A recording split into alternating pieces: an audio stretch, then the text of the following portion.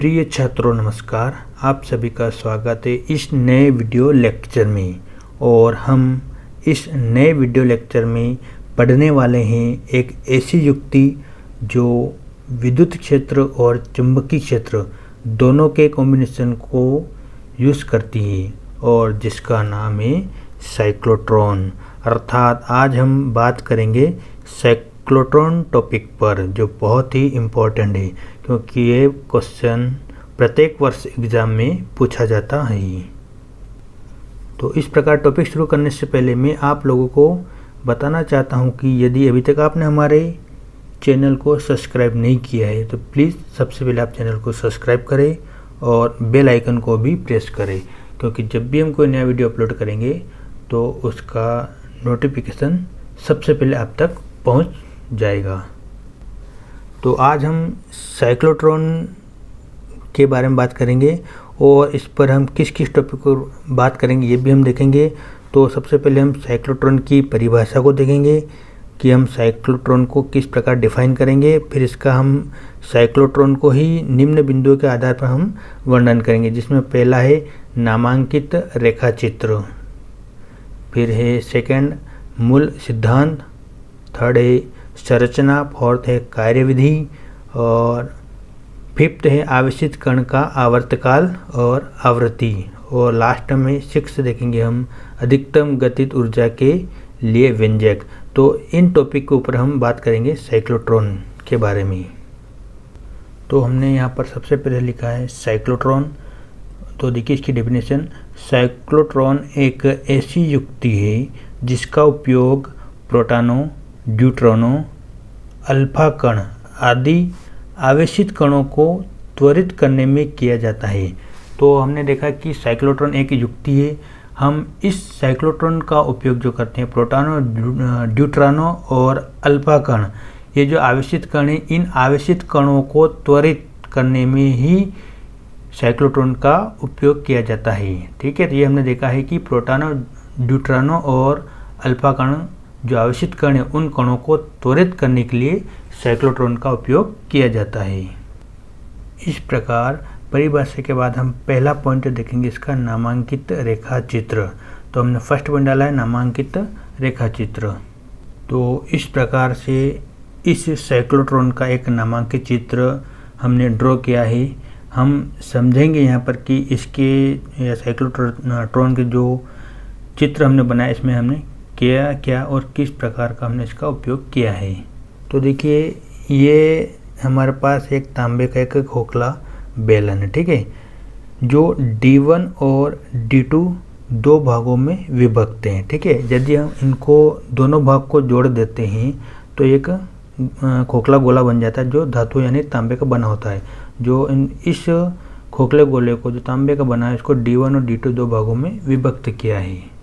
और जो D1 और D2 जो भाग है इन दोनों भागों को हम डिज के नाम से जानते हैं। ठीक है, डिज 1 है और डिज 2 है, तथा दोनों डिज यानी दोनों जो D1 और D2 है दोनों को एक दूसरे के समांतर रखे जाते हैं। ठीक है, ये दोनों जो D1 और D2 है, दोनों जो डिज है, ये दोनों एक दूसरे के समांतर रखे हैं और दोनों डिज के मध्य में थोड़ा सा गैप हम रखते हैं।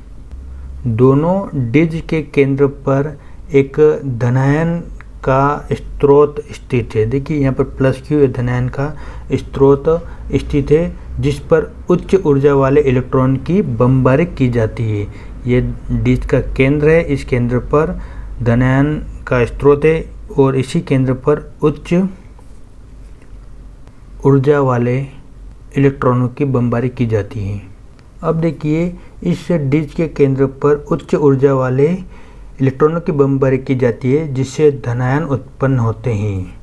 ठीक है, और इस डिज को दो शक्तिशाली विद्युत चुंबकीय के ध्रुवों के बीच रखा जाता है। तो देखिए ये N ध्रुव है और ये S ध्रुव है। ये चुंबकीय ध्रुव के मध्य में इन डिज को रखा गया है और इस डिज को एक निर्वात कक्ष में रखा गया है ताकि आयन वायु के अणुओं से टकराकर अपनी ऊर्जा न खोदे हैं। ठीक है, ये डिश जो है पूरे एक निर्वात कक्ष में जहाँ पर हवा उपस्थित नहीं है वहाँ पर रखा जाता है। क्यों रखा जाता है? क्योंकि आयन जो है वायु के अणुओं से टकराकर अपनी ऊर्जा नष्ट न कर दे, इसलिए इसको निर्वात कक्ष में रखा गया है। तो इस प्रकार हमने बात की थी ये साइक्लोट्रॉन के नामांकित चित्र की। अब हम बात करेंगे सेकंड पॉइंट, मूल सिद्धांत। तो इस प्रकार हमने मूल सिद्धांत के अंदर लिखा, जो बहुत एक सिंपल एक लैंग्वेज है। साइक्लोट्रॉन इस सिद्धांत पर आधारित है कि देखिए जो साइक्लोट्रॉन है वो किस सिद्धांत पर आधारित है? जब कोई आवेशित कण एक समान चुंबकीय क्षेत्र में गति करता है। क्या लिखा है? कि कोई भी एक आवेशित कण जो एक समान चुंबकीय क्षेत्र में गति करता है और विद्युत क्षेत्र द्वारा लगातार त्वरित होता है। बहुत सिंपल है कि कोई भी एक आवेशित कण है जो एक समान चुंबकीय क्षेत्र में गति करता है और विद्युत क्षेत्र द्वारा लगातार त्वरित होता है, तो उसकी त्रिज्या लगातार बढ़ती जाती है। यानी जो एक समान आवेशित कण जो है वो किसी चुंबकीय क्षेत्र में गति करता है और विद्युत क्षेत्र द्वारा लगातार त्वरित होता रहता है ना, तो उस आवेशित कण की त्रिज्या क्रमशः बढ़ती जाती है, लगातार बढ़ती जाती है। बढ़ती हुई त्रिज्या सर्पिलाकार पथ का अनुसरण करती है। ठीक है, जो सर्पिलाकार जो होता है ना, राउंडेड, उस पथ का अनुसरण करता है तथा उसकी चाल लगातार बढ़ती जाती है। तो ये जो सिद्धांत था साइक्लोट्रॉन का सिद्धांत था, जो बहुत एक सिंपल लैंग्वेज है, तो हम इसको चित्र के माध्यम से समझेंगे।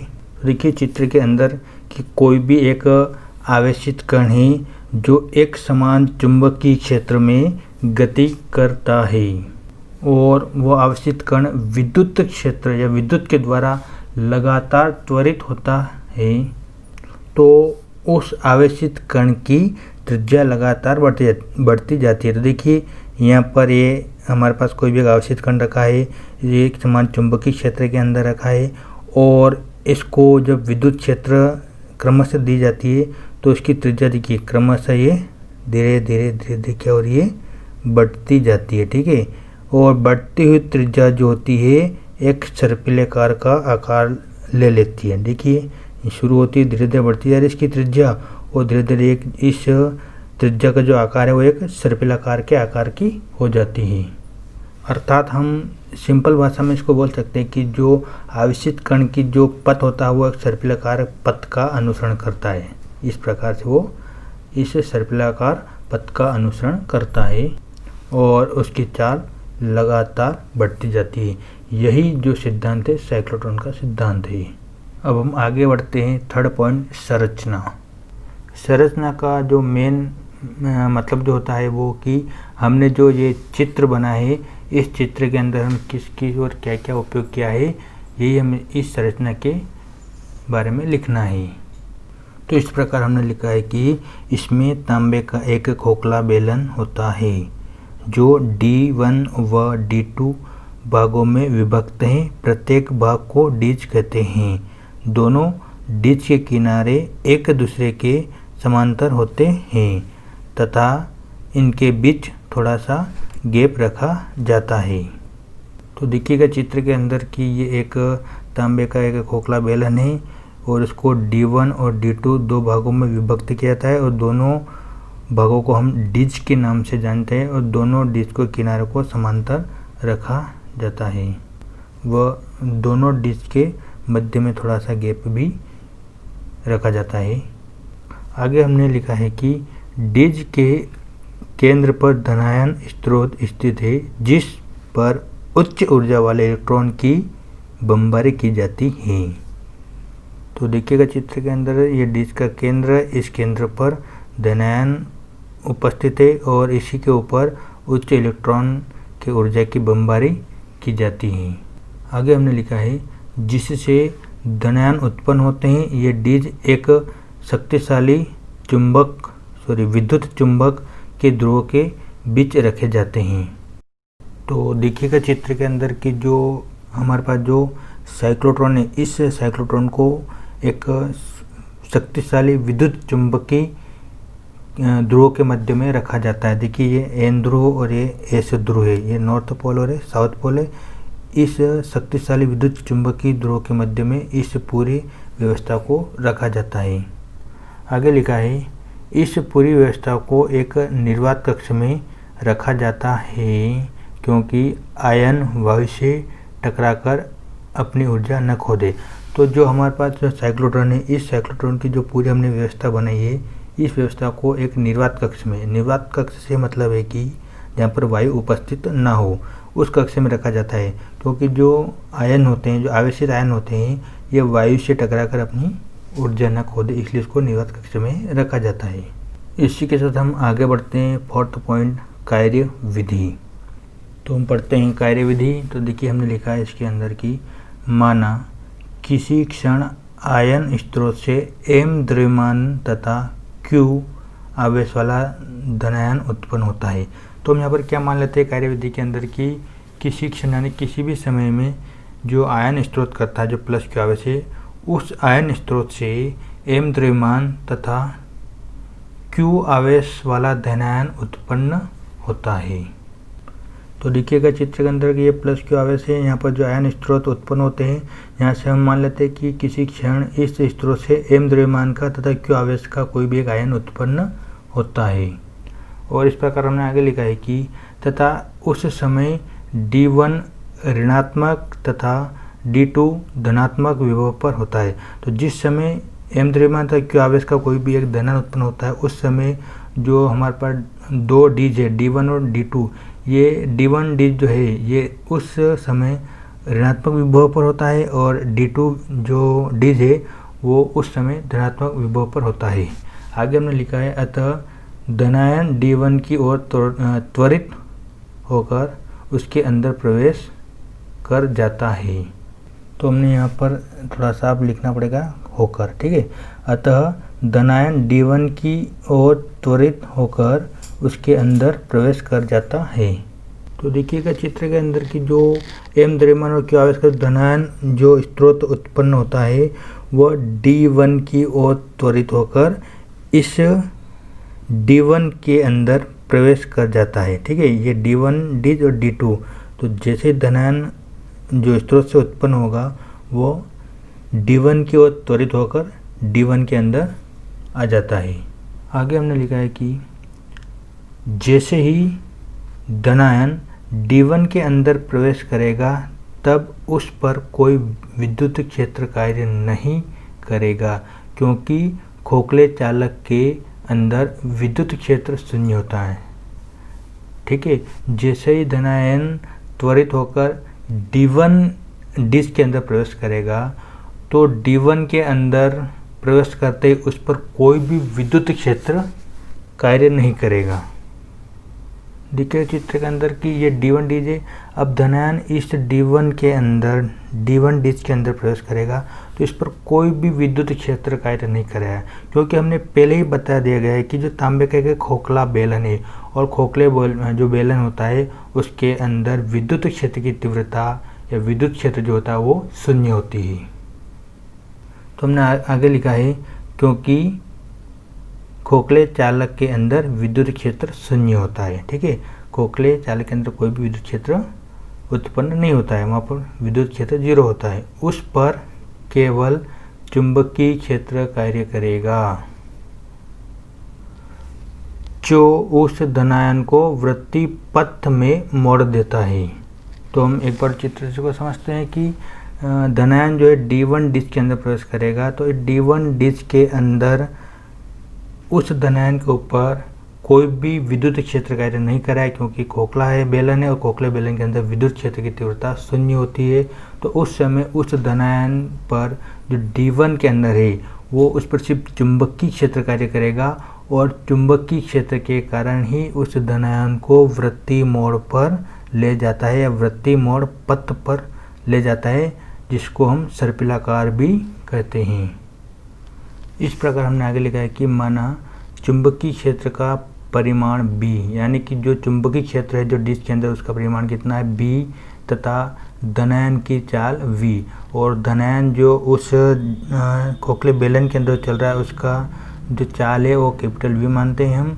तब धनायन पर कार्य करने वाला लोरेंज बल, ठीक है, तो उसका डिस्क के अंदर टोटल चुंबकीय क्षेत्र B और उसी जो डिस्क है उसके अंदर धनायन की चाल है वो V, तब धनायन पर कार्य करने वाला लोरेंज बल, और लोरेंज बल को हम रिप्रेजेंट करेंगे कैपिटल F से। और लोरेंज बल जो होता है वो होता है F बराबर QV B साइन 90 डिग्री।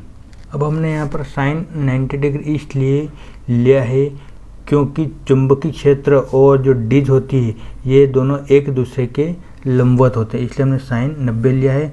और क्योंकि हम जानते हैं साइन जो 90 का मान होता है वो होता है 1, इसलिए ये मान हो जाएगा 1, साइन 90 की जगह हो जाएगा 1। तो हमारे पास यहाँ पर बचेगा QVB, और इस प्रकार हम लोरेंज बल हमने ज्ञात किया है। अब आगे देखिएगा कि धनायन को वृत्तीय पथ में गति करने के लिए आवश्यक अभिकेंद्री बल, जो धनायन है जो डिस्क के अंदर जो वृत्तीय पथ में गति कर रहा है या सर्पिलाकार में जो गति कर रहा है वो एक वृत्तीय पथ है, और उस वृत्तीय पथ गति करने के लिए अभिकेंद्री बल की आवश्यकता होती है। तो अभिकेंद्री बल जो होता है वो हम जानते हैं F बराबर, क्योंकि अभिकेंद्री बल को हम कैपिटल A से ही रिप्रेजेंट करते हैं, तो F बराबर हो जाएगा mv² अपॉन में r, mv² अपॉन में स्मॉल r, ये होता है अभिकेंद्री बल। F बराबर कैपिटल F बराबर होता है mv² अपॉन में r, ठीक है, ये होता है अभिकेंद्री बल। अब यहाँ देखिएगा कि हमने यहाँ पे लिखा था लोरेंज बल और यहाँ निकाला हमने अभिकेंद्री बल, दोनों का LHS साइड F और ये भी F दोनों सेम है, तो हम इन दोनों को RHS साइड को एक साइड में रख सकते हैं। तो देखिए ये बनेगा यहाँ पर QVB इक्वल, हम इसके इक्वल में रख देंगे mv² अपॉन में r, क्योंकि इन दोनों का LHS साइड सेम है तो हम RHS साइड को भी एक जैसे रख सकते हैं, दोनों के इक्वल। तो यहाँ देखिएगा कि एक V से एक V कैंसिल हो गया, तो हमारे पास यहाँ पर बचा है QB इक्वल mv अपॉन में r, और हम यहाँ से स्मॉल r का मान निकाल लेंगे, तो इस स्मॉल r को हम ऊपर भेज देंगे और QB को इस r की जगह भेज देंगे, तो ये बन जाएगा हमारे पास small r equal mv upon में QB, और इस प्रकार हम इसको नाम देते हैं समीकरण नंबर 1। क्या बना है हमारे पास r इक्वल mv अपॉन में QB, और इसको हम नाम दिया समीकरण नंबर 1। और यही साइक्लोट्रॉन की कार्यविधि थी। 5th पॉइंट है आवेशित कण का आवर्तकाल और आवृत्ति।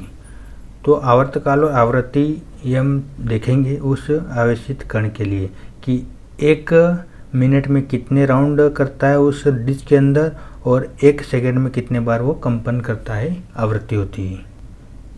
इसमें भी हम पहले बात करेंगे आवर्तकाल की, उसके बाद में बात करेंगे हम आवृत्ति की। तो आवर्तकाल में हमने लिखा है कि माना आवेशित कण का आवर्तकाल कैपिटल T है, आवर्तकाल को हम कैपिटल T से ही रिप्रेजेंट करते हैं। तब एक D, देखिए हमारे पास यहाँ पर 2 D है, D1 और D2, तो एक D को पार करने में लगा समय T/2 होगा। तो सही है कि पूरे D को यानी दोनों D को पार करने में अगर T समय लगता है तो उसके आधे यानी कि एक D को पार करने में लगा समय T/2 होगा। अर्थात हम समझ सकते हैं यदि हमारे पास एक वृत्त है तो उस वृत्त को पार करने में यदि T समय लगता है तो उस आधे वृत्त को पार करने में आधा समय लगेगा यानी T/2 समय लगेगा। तो यहाँ पर लिखा है कि एक D को पार करने में लगा समय T/2 होगा। तो हम जानते हैं कि समय इक्वल होता है दूरी के बटे में चाल, एक फार्मूला होता है कि समय बराबर होता है दूरी के बटे में चाल। और हम जानते हैं कि जो दूरी है वह दूरी जो है एक अर्धवृत्त की दूरी होगी, क्योंकि हम यहाँ बात कर रहे हैं सिर्फ एक D की, ठीक है, एक D की देखिएगा चित्र के अंदर कि मान लीजिए पूरे दोनों डी मिलकर एक सर्कल बनाते हैं, तो इस एक डी की अगर बात करें तो ये अर्ध सर्कल बनेगा। तो दूरी जो होगी ये अर्ध वृत्त की बात हम कर सकते हैं। तो इस प्रकार हमने यहाँ पर दूरी के स्थान पर लिख दिया है अर्धवृत्त की परिधि, क्योंकि हम इस एक D1 की डिज की ही बात कर रहे हैं, इसलिए दूरी कितनी तय करेगा धनायन अर्धवृत्त की परिधि। बाकी चाल सेम है और समय भी सेम है। अब समय जो हो जाएगा हमारे पास T/2, T के बटे में 2, क्योंकि समय हमने कितना लिया कि पूरे वृत्त को पार करने में यदि उसका आवर्तकाल T है तो आधे D यानी एक D को पार करने में लगा समय कितना होगा T/2। तो इसलिए हमने समय की जगह लिखा है T/2। और अर्धवृत्त की परिधि, क्योंकि हम जानते हैं कि पूरे वृत्त की परिधि होती है 2πr, तो अर्धवृत्त की परिधि होगी सिर्फ πr। और चाल जो है उस धनायन की वो हमने माना था कैपिटल V। तो इस प्रकार हमारे पास बना T/2 इक्वल πr/v। आगे हमने लिखा कि समीकरण 1 से v का मान रखने पर, यानी कि जो v है और हमने समीकरण 1 से समीकरण 1 से r का मान रखने पर, ठीक है, जो हमने समीकरण 1 से जो r का मान निकाला था वो r का मान हम यहाँ पर रखेंगे। तो देखिए हमने यहाँ पर समीकरण 1 पहले ही हमने निकाल रखा था, r बराबर होता है mv/qb, ये मान हम वहाँ पर रखेंगे। तो हम यहाँ पर रखेंगे कि T/2 इक्वल π/v, तो ऐसे ही चलेगा, और इस r की जगह हम समीकरण 1 से मान रखेंगे, वो हो जाएगा mv/qb। अब देखिए इस v से ये v कैंसिल हो जाएगा, तो हमारे पास यहाँ पर बचेगा T/2 इक्वल πm/qb। और इस प्रकार हम ये जो 2 है इसको ऊपर भेज देंगे, तो हमारे पास बनाया T इक्वल 2πm/qb। और यही उस आवेशित धनायन का आवर्तकाल होता है, और इसको हम नाम देते हैं समीकरण नंबर 2। तो ये बना हमारे पास आवेशित धनायन का आवर्तकाल। अब हम बात करेंगे उस धनायन के आवृत्ति के बारे में, क्योंकि हम जानते हैं कि जो आवृत्ति होती है ये इक्वल होता है 1 के बटे में आवर्तकाल, और आवृत्ति को हम न्यू से रिप्रेजेंट करते हैं, तो और 1 के बटे में हो जाए आवर्तकाल को हम रिप्रेजेंट करते हैं कैपिटल T से। अब हम क्या करेंगे यहाँ पर कि जो हमने जो आवर्तकाल का जो मान निकल रहा है समीकरण 2 से, ये T का मान हम यहाँ पर रख देंगे, तो हमारे पास आवृत्ति का मान आ जाएगा। तो आवृत्ति को हम रिप्रेजेंट करते हैं न्यू से, तो ये बन जाएगा न्यू इक्वल 1 के बटे में। अब इस T का मान हम इस T की जगह से रख रह गए 2πm/qb। तो देखिए यहाँ रखेंगे 2πm/qb। अब qb जो है ऊपर चला जाता है, तो ये बनेगा न्यू इक्वल qb/2πm। और इस प्रकार ये हमने उस धनायन जो आवेशित धनायन है उसका आवृत्ति हमने ज्ञात किया है, और इसको हम नाम देते हैं समीकरण नंबर 3। अब हम बढ़ते हैं अगले पॉइंट की ओर। लास्ट पॉइंट है अधिकतम गतिज ऊर्जा के लिए व्यंजक की हम बात करेंगे। तो इस प्रकार हमने लिखा है कि साइक्लोट्रॉन में कण की अधिकतम गतिज ऊर्जा होती है। तो देखिए साइक्लोट्रॉन के अंदर जो कण है धनायन, उसका या उसकी अधिकतम जो गतिज ऊर्जा होती है वो कब होती है, जब कण के वृत्ति पथ की त्रिज्या अधिकतम हो, यानी कि जो कण जो वृत्ति पथ में जो गति कर रहा है उसकी त्रिज्या अधिकतम होगी, तो उस कण की गतिज ऊर्जा भी अधिकतम होगी। तो देखिए चित्र के अंदर साइक्लोट्रॉन के अंदर यह कण जो इस वृत्तीय पथ में गति कर रहा है, तो इस चित्र के अंदर ये जो त्रिज्या दिख रही है ये अधिकतम है, तो यहाँ पर उस कण की गतिज ऊर्जा अधिकतम होगी और यहाँ पर उस कण की गतिज ऊर्जा न्यूनतम होगी। जितनी अधिक त्रिज्या होगी गतिज ऊर्जा भी उतनी अधिक होगी। इस प्रकार हमने लिखा है कि आर मैक्सिमम, आर के जगह ए में एक्स लिखा है, आर मैक्सिमम इक्वल वृत्तीय पथ में गति। ठीक है, जितनी उसकी त्रिज्या होगी मैक्सिमम होगी उसकी त्रिज्या, तो वृत्तीय पथ में गति उतनी अधिक होगी या गति ऊर्जा उतनी अधिक होगी। और वी मैक्सिमम यानी उसकी चाल भी अधिकतम होगी। समीकरण 1 से जो आर का मान जो निकाला था हमने वो हम यहाँ पर रखेंगे। तो देखिए समीकरण 1 से आर का मान हम वहाँ पर रखेंगे, आर मैक्सिमम की जगह रखेंगे हम एम वी मैक्सिमम अपॉन में क्यू बी, समीकरण 1 से। तो हम यहाँ पर लिखेंगे कि आर मैक्सिमम इक्वल हो जाएगा एम वी, और वी की जगह मैक्सिमम क्योंकि उसकी चाल भी मैक्सिमम होगी, अपॉन में क्यू बी। अब हम यहाँ पर क्या करेंगे कि इस वी मैक्सिमम का हम मान निकाल लेंगे।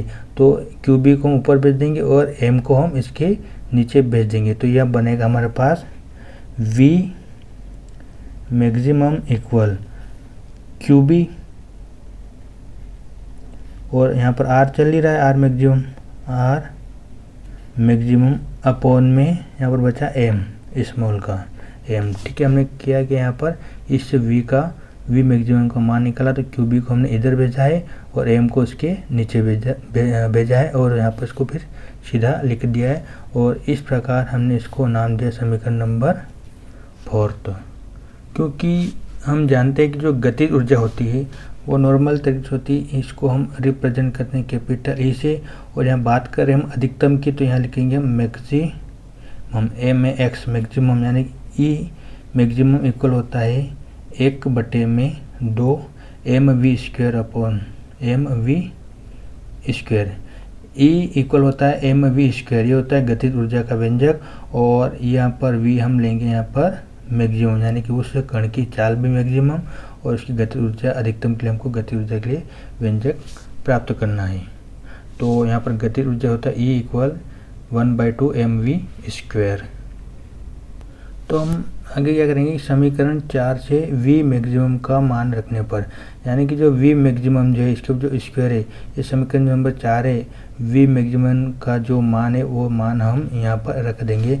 तो ये हमारे पास बनेगा E maximum equal 1/2 M, same to same इस वी मैक्सिमम की जगह हम ये मान रखेंगे। तो ये बनेगा Q B R maximum upon में एम।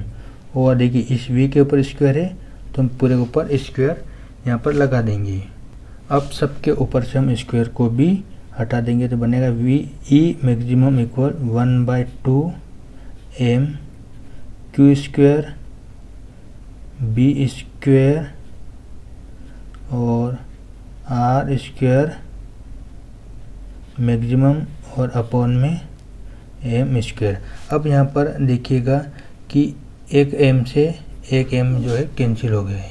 तो इस प्रकार हमारे पास फाइनली बचा है कि E maximum equal Q square B square R square maximum और अपॉन में 2m बचा है। और यही किसी कण के लिए अधिकतम गतिज ऊर्जा का व्यंजक है। तो फाइनली हमने ये लिखा है कि यही अधिकतम गतिज ऊर्जा का व्यंजक है। जो व्यंजक है बहुत ही इम्पोर्टेंट है, आप इसको अच्छे से रीड आउट करिएगा क्योंकि ये एग्ज़ाम में प्रत्येक वर्ष पूछा जाता है। जय हिंद, जय भारत।